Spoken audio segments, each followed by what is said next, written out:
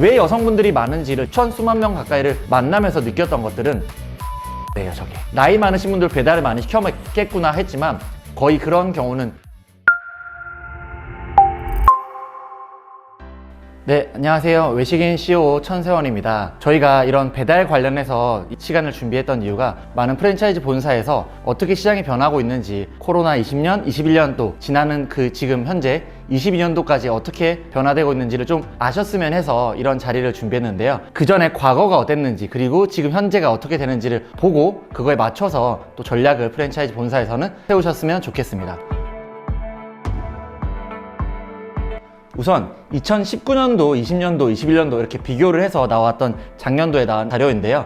20년도 어떤 일이 있었죠? 맞습니다. 코로나라는 게 발생을 하면서 19년 대비해서 20년도에 약 2배 가까운 성장을 보였던 게 배달 시장이라고 볼 수 있습니다. 18년도랑 19년도에도 코로나가 없었음에도 불구하고 이렇게 늘어났던 것들은 배달 플랫폼이 발전함에 있어서 사람들이 좀 더 쉽게 배달을 시켜 먹을 수 있었기 때문에 그런 기조가 일어났다고 볼 수 있고요. 20년도에서 21년도 넘어가면서 약 4개월 동안의 시간도 7조 8천억이라고 해서 약 24조 정도를 예상을 했었던 작년 시기였습니다. 심지어 19년, 20년, 21년도, 20년도에 코로나가 발생함과 동시에 배달의 매출이 오프라인 외식 매출보다 더 높은 것을 볼 수 있는데요. 이러한 기조는 배달이 점점 더 성장하는 것과 더불어서 새벽 배송이라고 했던 쿠팡이나 마켓컬리에 밤에 주문을 하면 아침에 오던 것들이 이제는 퀵커머스라고 해서 전날에 주문하는 게 아니라 지금 당장 내가 먹고 싶은 것들을 주문을 하면 먹을 수 있는 상황까지 이르렀습니다. 이커머스가 한창 발전했던 18년, 19년, 20년 이렇게 볼 수 있는데 혹시 B마트나 요마트 주문해 보신 분 있으신가요?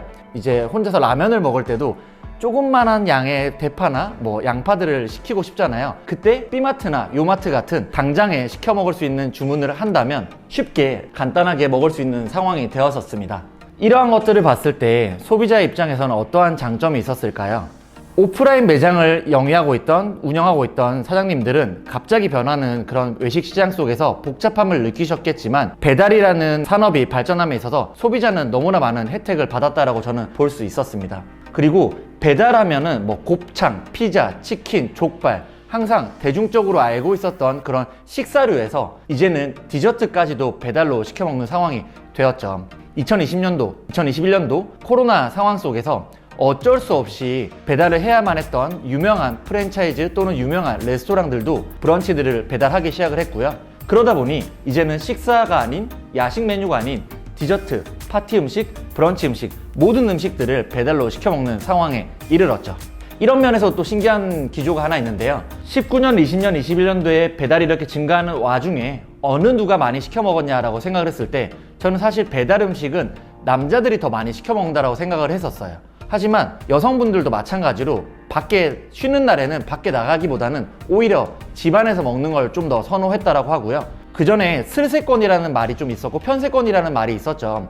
편의점 가서 사 먹거나 또는 슬리퍼를 신고 근처에 나갈 수 있는 공간에서 먹었다라고 하면은 배달이 발전하면서 내가 먹고 싶은 모든 음식들을 배달로 시켜 먹을 수 있는 상황이 되었었기 때문에 여성분들이 좀 더 많이 증가했었고, 또 왜 여성분들이 많은지를 제가 많은 강의나 컨설팅을 다니면서 많은 사람들을 수만 명 가까이를 만나면서 느꼈던 것들은 엄마 카드예요. 저게 여성분들이 시켜 먹는 게 엄마 카드인 경우가 또 있었고요. 이런 통계 자료를 보실 때 프랜차이즈 본사에서 너무 단순하게 정보만 받고 그대로 받아들이기보다는 저 나이대가 왜 저렇게 많이 시켜 먹는지를 좀 고민을 해보시면 특히 여기 50대에서 나올 수 있어요. 저희 할아버지도 70, 80이 넘으셨지만 배달의 민족을 애용을 하고 있습니다. 그래서 저는 처음에 착각을 했죠.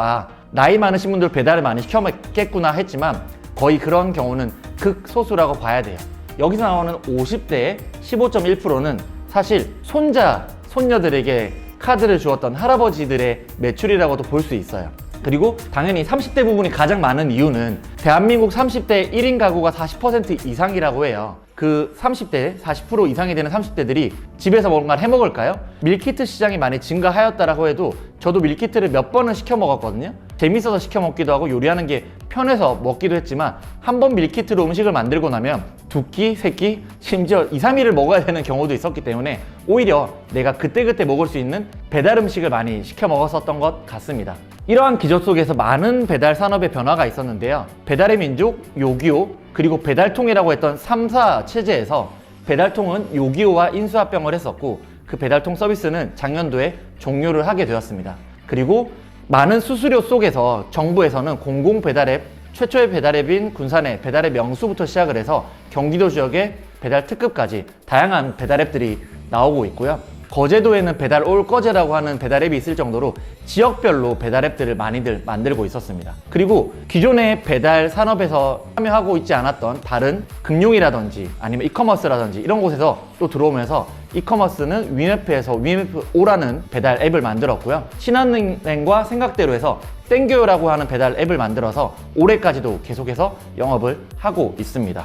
현재 배달 시장은 단건 배달이 핵심이라고 볼 수 있는데요. 최초 1위 기업이었던 배달의 민족 같은 경우에는 배민 라이더스라고 해서 자체 라이더를 운영하는 서비스를 하고 있었고요. 그 배민 라이더스는 단건 배달이 아닌 2건에서 3건 정도를 하는 서비스였고 3위였던 배달통은 사라졌고 4위였던 쿠팡이츠가 이제 단건 배달이라는 서비스를 시작을 하면서 3위까지 올라오는 상황이 되었습니다. 그리고 요기요에서 좀 많이들 착각을 하시는데 기존에 여러 가지 배달을 하고 있는 요기요 서비스 그리고 요기요 익스프레스라고 해서 AI가 자동으로 배차하는 서비스가 있는데요. 참고로 아셔야 될 게 이 요기요 익스프레스 같은 경우는 단건 배달이 아닌 2건에서 3건 정도를 배달을 하는 거고요. 다만 그 상황에 따라서 배달료를 조금씩 조절을 하고 그 상황에 따라서 자동적으로 라이더가 배차가 되는 서비스라고 보시면 될 것 같습니다. 하지만 그런 2위 요기요도 요기패스라고 하는 정기 구독형 서비스가 있기 때문에 아직까지도 배달 시장을 어느 정도는 확보한 상태로 유지를 하고 있다라고 보시면 되고 3위였던 쿠팡이츠가 단건 배달로 시장 점유율을 올리는 와중에 배민도 배민원이라는 서비스를 시작을 하면서 자신의 원래 그 시장 점유율을 어느 정도 방어를 하고 있다라고 보시면 될 것 같습니다. 그래서 과거 19년도, 20년도, 21년도 코로나 상황 속에서 바뀌는 시장과 그리고 그 시장 속에서 배달 플랫폼들은 어떠한 서비스를 하고 있는지를 여기서 볼 수 있을 것 같습니다.